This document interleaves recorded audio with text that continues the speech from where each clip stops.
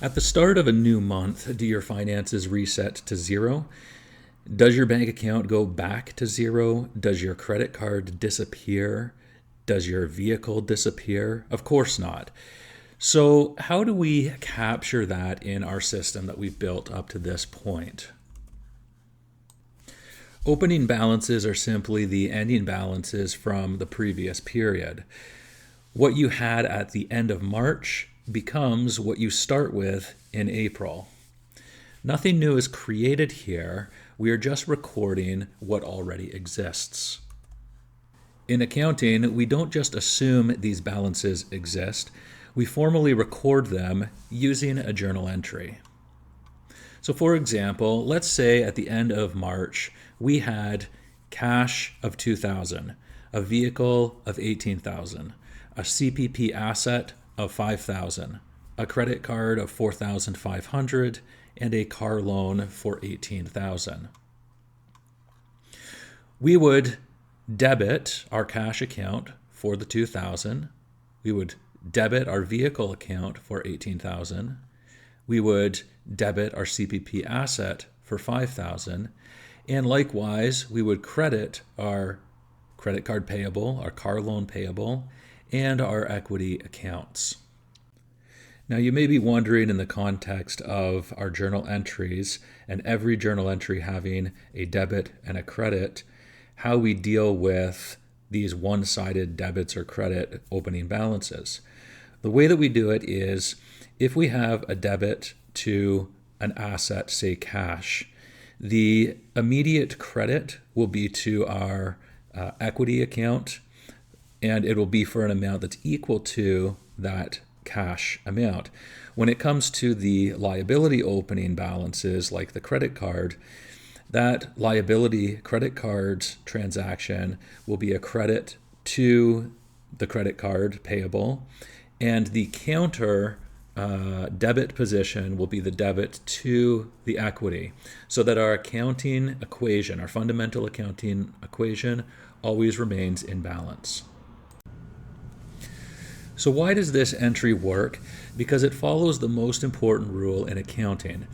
Assets must always equal liabilities plus equity. On one side, we have everything we own or are owed. On the other side, we have what we owe and what's left over.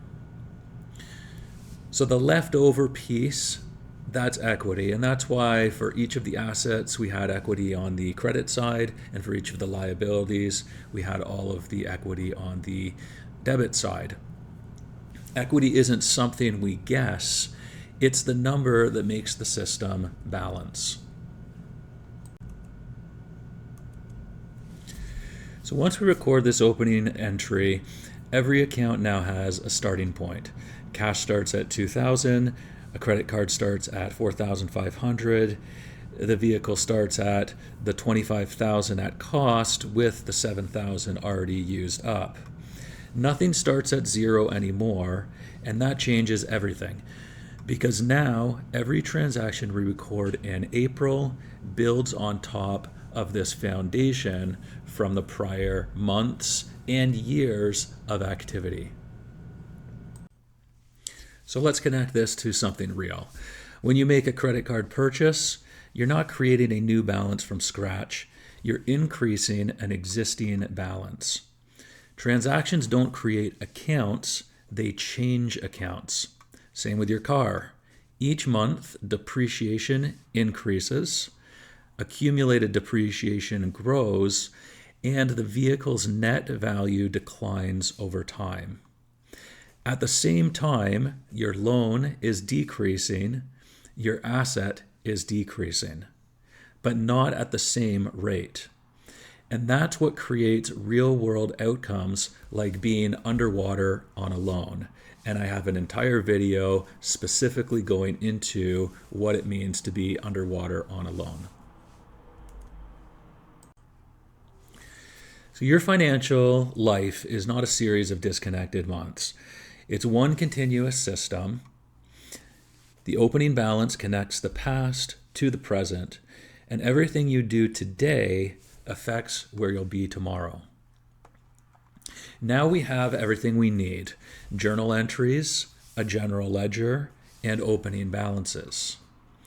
Next, we're going to bring all of this together into a single report that proves the system works, and that report is called the trial balance. If this has helped you understand your finances better, be sure to hit that like button and subscribe to the channel. It goes a long way in creating awareness of this so that it can help many other people just like yourself.